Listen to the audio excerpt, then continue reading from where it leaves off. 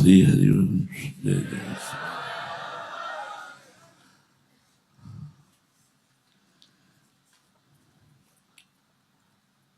भगवान की प्राप्ति क्यों नहीं होती? साधना करने पर भी बड़े ध्यान से सुना जाए और उसे अपने जीवन में उतारने की चेष्टा की जाए। एक साधक है जो प्रभु की प्राप्ति तो चाहता है, परंतु विषय भोगों में आसक्ति बहुत ज्यादा है। अगर उसका मन चाही विषय भोग मिल जाए तो भगवान को छोड़ देगा। भगवान को छोड़ देने का मतलब है भगवत स्मृति का तार टूट जाना। ऐसा नहीं कि वो पूजा पाठ ये सब छोड़ देगा। स्मृति का तार, हमारा जो थर्मामीटर है परमार्थ का, वो स्मृति है, अखंड स्मृति, एक तार स्मृति अंदर ही अंदर चल रही। सेवा कर रहे, अंदर ही अंदर स्मृति चल रही। एक साधक है, भगवत प्राप्ति करना चाहता है, परंतु उसे विषय भोगों में बहुत आसक्ति है। विषय भोग मिल जाने पर वो भगवान को छोड़ देगा।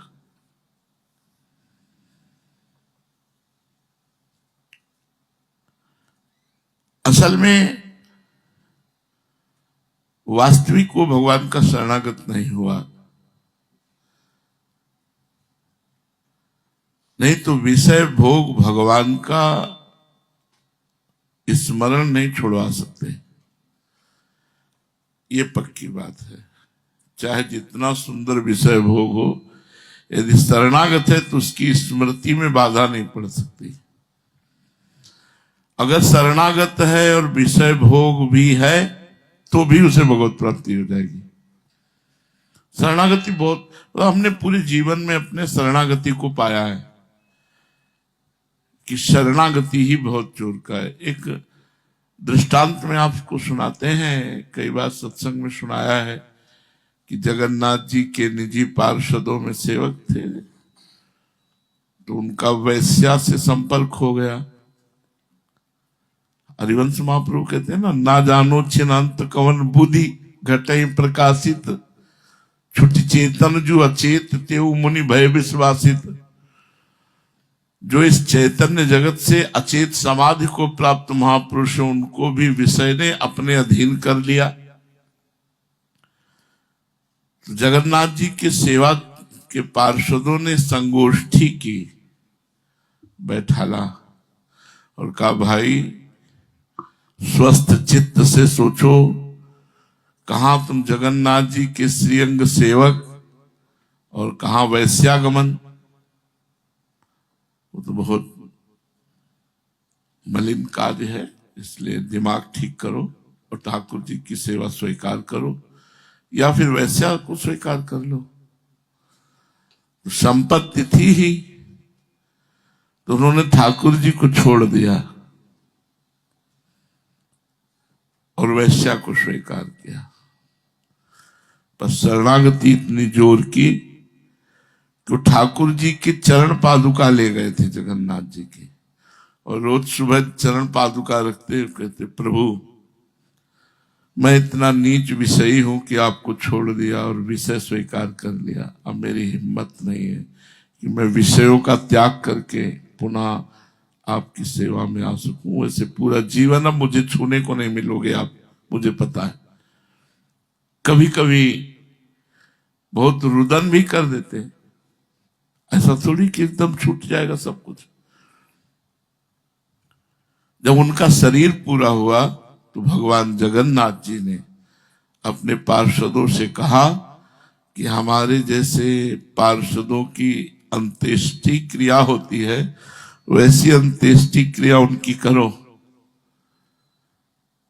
वो हमारे सेवा में आए हैं, तो उनका प्रभु वो तो वैश्यागामी, आपको छोड़ दिया, वैश्या को स्वीकार किया, तो ऐसा तो बोले जीव का स्वभाव है, वो हमें छोड़ सकता है, लेकिन हमारा स्वभाव नहीं कि हम उसे छोड़ दें, इसलिए उसकी अंत्येष्टि किया।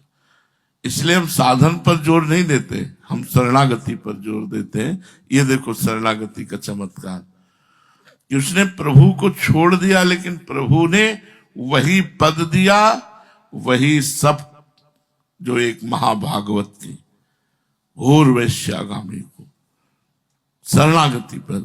तो जो भगवान को तो प्राप्त करना चाहता है, विषय भोगों में अत्यंत आसक्त है और मनमानी विषय भोग मिलने पर भगवान को छोड़ देता है, ऐसा भी एक साधक होता है, वो कई जन्मों में जाकर भगवत प्राप्ति करता है। दूसरा साधक वो बराबर दोनों समान है, भगवत प्राप्ति भी और विषय भोग भी। एक में विषय की बाहुल्यता है, पहले वाले में ये विषय भोग भी चाहता है कि पर्याप्त जो मैं चाहूं विषय भोग मिलता रहे और भगवान का भजन भी होता रहे। ये दोनों में बराबर भाव रखता है, विषयों में भी और भगवान में भी। इसे भी जन्म लेना पड़ेगा। शरणागति शब्द हम नहीं बोल रहे, यहां साधन शब्द बोल रहे हैं। अगर शरणागति है तो सब कुछ हो सकता। कृपा कब किस पर कैसे हो जाए इसका कोई निर्णय नहीं होता। तीसरा साधक है जो भगवान की प्राप्ति चाहता है, पर न त्याग है, न तपस्या है, न शरणागति है, बिना कुछ किए ऐसे मिल जाए भगवान। कहते हैं इसको भी कई जन्म लगेंगे, क्योंकि तत्परता आनी चाहिए ना, इसको कई जन्म लगेंगे। चौथा साधक है जो भगवान को तो प्राप्त करना चाहता, प्रयत्न भी करता, पर बहुत जल्दी प्रयत्न करके उब जाता है। इतने दिन हो गए कुछ अनुभव नहीं हुआ, इसको भी जन्म जन्मांतर भी लगेंगे। बहुत सुलझ कर सत्संग क्या होता है, सुलझा देता है। पांचवा साधक है जो भगवान के लिए साधना करता है, परंतु उसे विश्वास नहीं है भगवान में, भगवान पर विश्वास नहीं है, लोगों पर विश्वास है, रुपए पर विश्वास है, अपने साधन पर विश्वास है, पर भगवान पर नहीं। उसे भी इस जन्म में भगवत प्राप्ति नहीं होगी। छठवां साधक जो पूरी तैयारी से साधना करता है, भगवान पर विश्वास है, परंतु संपूर्ण रूप से समर्पण की तैयारी नहीं कर पा रहा। तन समर्पित, मन समर्पित, प्राण समर्पित, बुद्धि समर्पित। ये मेरी वस्तु है जो इसे मैं कहीं भी रख सकता हूं, ये वस्तु बोलेगी नहीं कि तुम मुझे कहां रख रहे हो, क्योंकि ये मेरी वस्तु है ना। बस इसी मेरेपन को प्रभु में दे देना है, इष्ट गुरु में दे देना है। देखो पूरी तैयारी साधना कर रहा है, तत्परता पूर्वक, भगवान पर विश्वास भी है, पर समर्पण नहीं। इसे भी इस जन्म में भगवत प्राप्ति नहीं होगी। हम इसीलिए बार बार जोर देते हैं समर्पण पर। इससे जोई जोई प्यारो करे सोई मोहि भावे। सातवां साधक है भगवान के लिए पूर्ण विश्वास है, सब कुछ समर्पण करने का उत्साह है, परंतु मान बड़ाई यश कीर्ति की चाह है। हमारा नाम हो जाए, नाम रोशन हो जाए, हमारा यश कीर्ति हो जाए, इसको भी इस जन्म में भगवत प्राप्ति नहीं होगी। हमें लगता है इन्हीं नंबरों में है हम सब। देख लो, एक नंबर है जो इन सब नंबरों को डिलीट कर देगा, शरणागति। ये सब हो और शरणागति हो तो सब डिलीट हो जाएगा, सब खत्म हो जाएगा। इसलिए हम शरणागति पर जोर देते हैं। देखो, हमारी बात पर विश्वास करो, भागवत के एकादश स्कंद में जब उद्धव जी ने कहा कि प्रभु ये तो बहुत कठिन है कि कोई मारे, पीटे, थूक दे, मूत दे, बांध दे, भगवान ने उद्धव जी को उपदेश किया कि यदि परमार्थ पे चल रहे हो, तुम्हें कोई मारे, कोई तुम्हें थूक दे, तुम्हारे ऊपर मूत दे, तुम्हें बांधे, तुम्हें पीटे, तुम्हें कई तरह से यातना, पर तुम अपनी विवेक बुद्धि से अपने आप को बचा लेना, किसी अन्य बाहरी साधन से नहीं। तो उनका ये तो बहुत कठिन है प्रभु। तो एक तितुक्षु ब्राह्मण की कथा कही। अब उस ब्राह्मण के जीवन में एक भी भागवतिक साधन नहीं था। उस ब्राह्मण ने पूरा जीवन धन कमाया था, इतना कंजूस था कि ना स्वयं खर्चा करता था, ना परिवार को खर्चा करने देता था। दैवी को पैसा हुआ, आग लग गई, राज को पैसा हुआ कि उसकी संपत्ति छीन ली गई, परिवार का को पैसा हुआ कि सब उसे त्याग दिए। एक क्षण में भगवत प्राप्त हो गया था। भगवान ने उसके चरित्र की गाथा अपने श्री मुख से एकादश स्कंद में कही। जो उसने देखा मेरी संपत्ति नष्ट, जिसने पूरे जीवन भर हमने मेहनत करके जिसको संजोया और जिस परिवार को अपना मानता रहा, एक क्षण में मुझे ठुकरा दिया। जिस वैभव को वो सब राज कर में चला गया, अब क्या रह गया? जिस जीवन को भगवत प्राप्ति के लिए प्रयोग करना चाहिए था, मैंने तो वो जीवन सब संसार में नष्ट कर दिया। बूढ़ा मैं क्या करूंगा? तो आज से मैं भगवान को साक्षी, देवता इस बात के साक्षी हैं कि आज से मैं अपने जीवन को भगवान को देता हूं।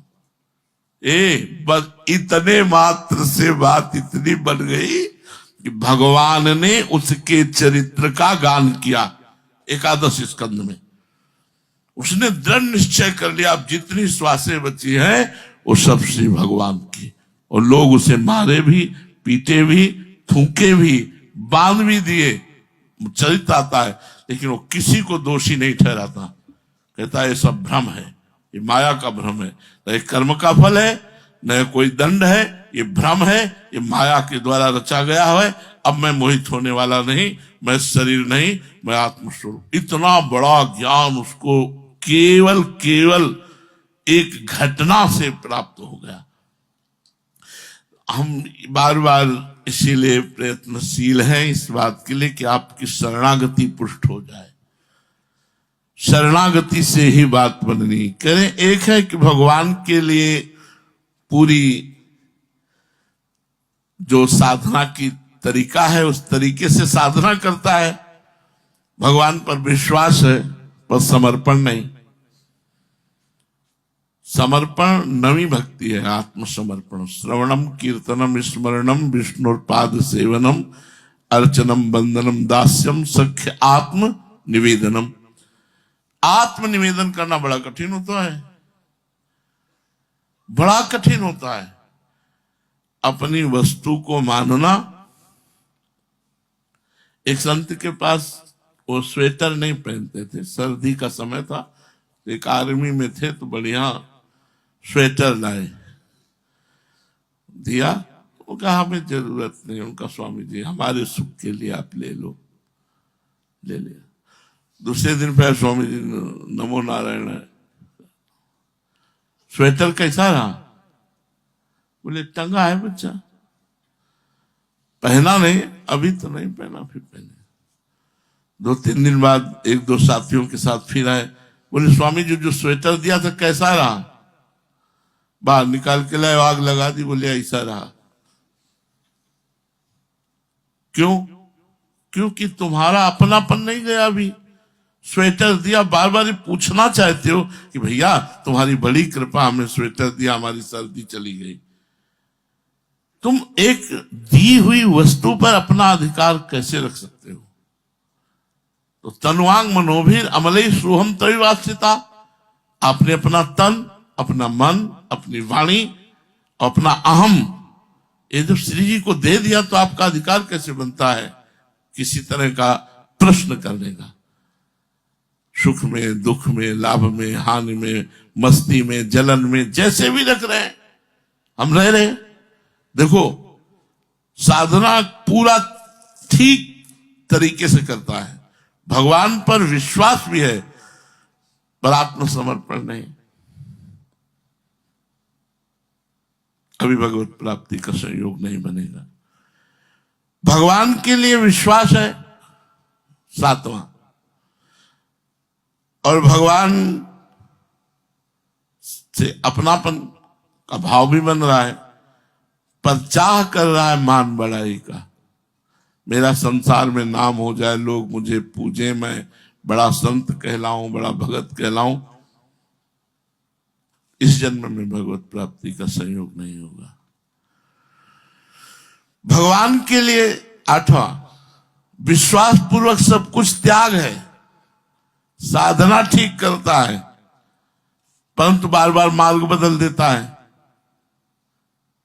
कभी ये, कभी ये, कभी ये, कभी ये। उसे भी इस जन्म में भगवत प्राप्ति नहीं हुई। उपासना तभी सिद्ध होए जब सांगो पांग होए। सांगो पांग कहा कहे? एक कंत, एक संत, एक ग्रंथ, एक मंत्र, एक पंथ। जैसे हम राधा वल्लभी, तो हमारा राधा वल्लभी पंथ, तो राधा वल्लभ लाल ही कंत, और राधा वल्लभी ही संत, राधा वल्लभी ही मंत्र, और राधा वल्लभी ही ग्रंथ। तो उपासना सांगोपांग होए ताको सिद्ध खाए, जाकी सांगोपांग की उपासना होए। बार बार उसको इस जन्म में भगवत प्राप्ति नहीं होती। भगवान के लिए विश्वास है, सब कुछ भगवान को समर्पित है, सहज भाव में साधना में लगा है। इसी जन्म में भगवत प्राप्ति हो जाएगी। इसी जन्म में भगवत प्राप्ति किसको होगी? पूर्ण विश्वास है अपने इष्ट में, सब कुछ समर्पित है इष्ट को, और सहज भाव में साधना, कोई उबना नहीं, कोई उकताहट नहीं, कोई प्रश्न नहीं, इतने वर्ष हो गए कुछ अनुभव नहीं हुआ, कोई चमत्कार नहीं हुआ, कोई बदलाव नहीं आया, कोई ऐसा, एकदम शांत सहज, उसको अपने आप भगवत प्राप्ति हो जाएगी। जो इसमें लिखा है वो भागवत में पहले लिखा हुआ है। श्रीमद् भागवत में लिखा है कि जो आए हुए सुख दुख को, प्रारब्धानुसार आए हुए सुख दुख को सह लेता है और बार बार मनाता है, बड़ी कृपा हमारे ऊपर, बड़ी कृपा, इष्ट की, गुरु की हमारे ऊपर बड़ी कृपा, कृपा मनाता रहता है और आए हुए दुख सुख को सह लेता है और निरंतर भगवत स्मरण परायण रहता है। उसको ऐसे परम पद मिल जाता है जैसे पिता की संपत्ति पर पुत्र का स्वयं अधिकार हो जाता है। मृदु साधक, उत्साह नहीं है भगवत प्राप्ति का। भगवत प्राप्ति का उत्साह हो, कुछ भी कर सकता है भगवत प्राप्ति के लिए। वो भगवत प्राप्ति के लिए इतना उतावला उत्साहित होता है, कुछ भी कर सकता है भगवत प्राप्ति के लिए। लेकिन मृदु साधक उसे कहते हैं जिसका उत्साह ही नहीं भगवत प्राप्ति के लिए। और गुरु दोषी है, गुरु में दोष दर्शन करता है, उत्साह नहीं है भगवत प्राप्ति का, और गुरु निंदक है, गुरु में दोष दर्शन करता है। अधिक भोजन पाने वाला है, चंचल चित्त है, सेवा परिश्रम के कार्यों से बचने वाला है, ऐसा साधक यदि 12 वर्ष तक किसी अच्छे संत का आश्रय ले और उनके अनुसार साधना करे तो उसमें उत्तम उत्साह आ सकता है। मृदु साधक उत्तम उत्साह आ सकता है। अच्छे साधक का 12 वर्ष तक संग करे, मतलब 12 वर्ष संग का मतलब 12 वर्ष तक उनकी आज्ञा के अनुसार साधना करे। मध्य साधक जो पुण्याभिलाषी है, पुण्य के कार्य करने में ज्यादा उत्साह रखता है, ये उत्तम साधक का लक्षण नहीं है। हमारे लिए पुण्य भी बाधक है। हम पुण्य नहीं करते, हम सेवा करते हैं, साधु सेवा करते हैं, समाज सेवा करते हैं। अगर हम पवित्र तीर्थों का सेवन करते हैं तो शास्त्र आज्ञा का पालन करते हैं, पुण्य के लिए नहीं, पुण्य के लिए कुछ नहीं करते। वो पुण्य के लिए करता है, दान पुण्य पर उत्साह रहता है। आज अक्षय तृतीया है, आज सबको शरबत पिलाया जाए, आज सबको ये किया जाए, और पुण्य होगा। पुण्य, जो साधक पुण्य पर बुद्धि लगता है और गुरु में पूर्ण श्रद्धा है,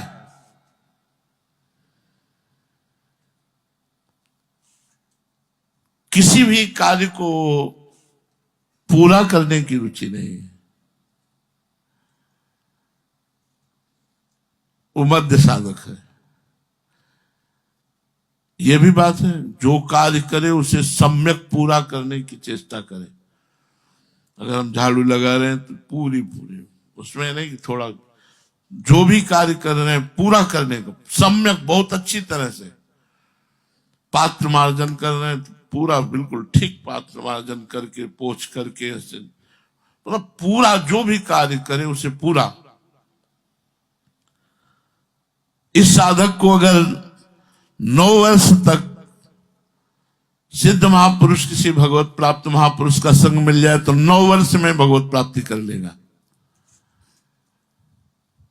और अधिमात्र साधक स्थिर बुद्धि, प्रभु में स्थिर बुद्धि,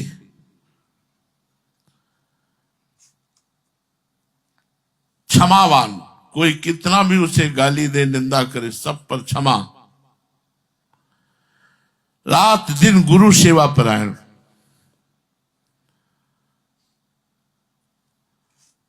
पहला गुरु दोष दर्शन करने वाला, दूसरा गुरु में श्रद्धा करने वाला, तीसरा रात दिन गुरु सेवा परायण, गुरु की आज्ञा में हाथ जोड़े खड़े, उनकी आज्ञा के अनुसार चल रहे हैं। बहुत कठिन है, कह देना बात अलग होता है, बहुत कठिन है। गुरु सेवा परायण और नियमित रूप से पूर्णतया कार्य करने वाला, जो कार्य नियमित रूप से मनोयोग से पूर्णतया करने वाला, निरंतर परतंत्रता से बचने वाला, विषयों की परतंत्रता, धन की परतंत्रता, स्त्री पुरुष की परतंत्रता, किसी की परतंत्रता उसे स्वीकार नहीं है। उसे यदि अच्छे संत का संग मिल जाए तो 6 वर्ष में भगवत प्राप्ति कर लेगा।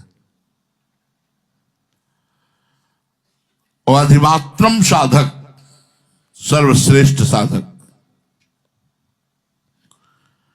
महान उत्साही भगवत प्राप्ति के लिए, रात दिन एक फूलन है, प्रभु मिलेंगे। मन अति हरस जनावन ते ही, आज देखी हो परम स्नेही। रोज उसके अंदर आज प्रभु मिलेंगे, आज प्रियालाल का स्वप्न ही में सही दर्शन होगा। चलो आज स्वप्न में नहीं हुए तो दिन में कहीं झलक आ जाए, आज दिन में नहीं हुए तो रात में स्वप्न में, वो ऐसी आशा से रात दिन व्यतीत करता है। शास्त्र ज्ञाता उसे शास्त्रों का ज्ञान होता है। मिताहारी, थोड़ा भोजन पाने वाला, विशुद्ध आचरण करने वाला, क्षमाशील, निर्भीक, प्रियवादी, प्रिय बोलने वाला, शांत, भगवत विश्वासी और गुरु सेवा परायण, लोक संग्रह से रहित। लोक संग्रह मतलब संसार का, विरक्त, मतधीर, ऐसे साधक को 3 वर्ष में भगवत प्राप्ति हो जाती है। 3 वर्ष में भगवत साक्षात्कार हो जाता है। अब अपने लोग इन साधनों को समझ लिया है। केवल प्रभु के भरोसे रहने से 1 सेकंड में भगवत प्राप्ति हो जाती है। वो कब, कहां, कैसे कृपा करते हैं। हमें क्या करना है?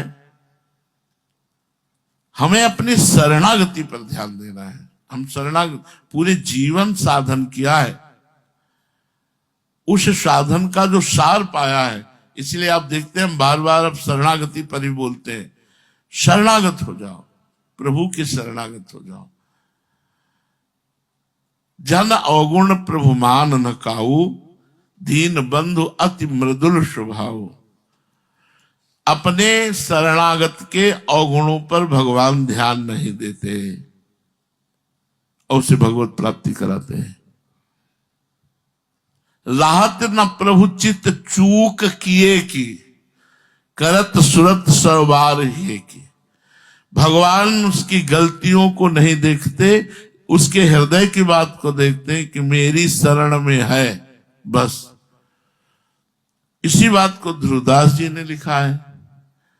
अवगुण करे समुद्र सम, घनत न अपनो जान। राई के संभजन को मानत मेरु समान। अगर समुद्र के समान अपराध बन जाए तो हमारी लाडली जो महाराज मानती ही नहीं कि अपराध बना, और राई के समान अगर भजन बन जाए तो समझती सुमेरु पर्वत के समान भजन बन गया। इसलिए हम अपने प्रिया प्रीतम की शरणागति को पुष्ट करें। बार बार इस पर विचार करें कि तन पर मेरा अधिकार नहीं, मन पर मेरा अधिकार नहीं, वचन पर मेरा अधिकार नहीं और अहंकार पर मेरा अधिकार नहीं। ये सब मेरी लाडली जी के हैं, ये सब मेरे गुरुदेव के हैं, मेरे प्रभु के हैं। इसी से संपूर्णतया भगवत प्राप्ति का योग बन जाएगा।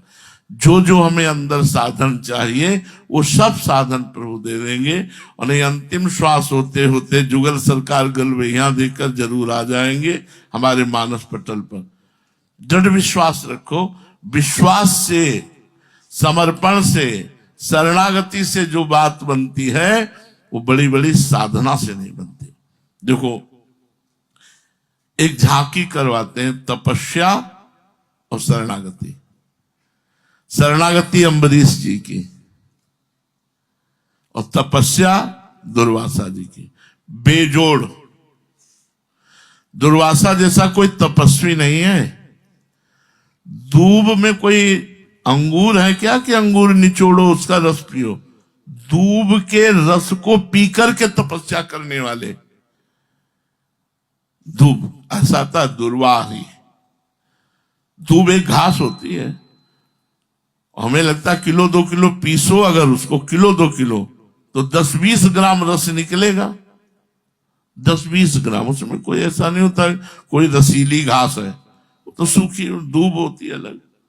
दूर्वा रस ग्रहण करके 60 हजार वर्ष तक समाधि लगाने वाले महापुरुष। और विश्व ब्रह्मांड में कोई ऐसा नहीं जो उनसे डरता ना हो। दुर्वासा सुनते ही बड़े बड़े चक्रवर्ती सम्राट घुटनों पे हो जाते थे, हाथ जोड़े खड़े रहते थे। कहीं भी कुछ हुआ तो यहां तक लीला आती कि भगवान भी हाथ जोड़ करके खड़े हो गए।